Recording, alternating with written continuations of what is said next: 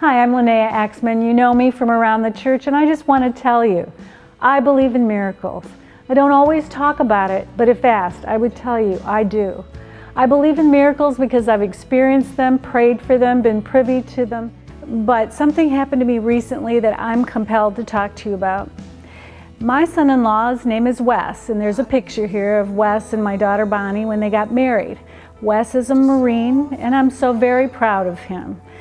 And this is a story about Wes's miracle. I got a text a couple weeks ago from my daughter, pretty much out of the blue, that he was in surgery, very seriously injured, and had very bad injuries to his neck. The reason for that is he was on the 74th mile of a 75-mile bike ride. He and my daughter are avid bike riders, and a car pulled out in front of him and he went through the back window. And the first miracle was that he survived that. If you see the picture, as you do here before you, you can see he took out the whole back window. But the miracles don't end there. They only get better.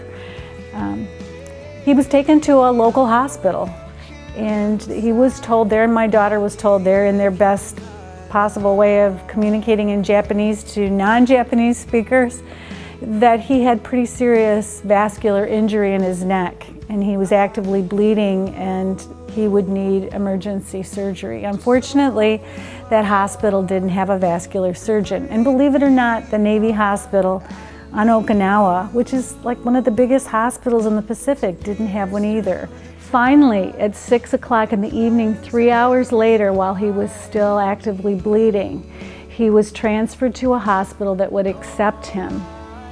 That's when I got the text from my daughter. My son-in-law was going into surgery fighting for his life. And I'm still a little emotional about that. I immediately thought I would pray, and I contacted Joe and Tom by text because I couldn't count on myself to speak. And I said, please pray for my son-in-law. He's fighting for his life. And he did, and I did. And I said, God, I know Wes will be okay. And I immediately was at peace.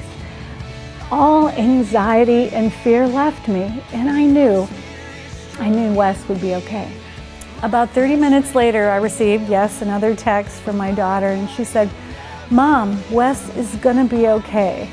His injuries weren't as bad as they thought they were, and they got in there and they couldn't find the blood vessel that was bleeding. Now, he's lost 3 units of blood, something was bleeding, but he's gonna be okay. And all I could think of was, praise God, you know, prayer works. It really works. Your love is great.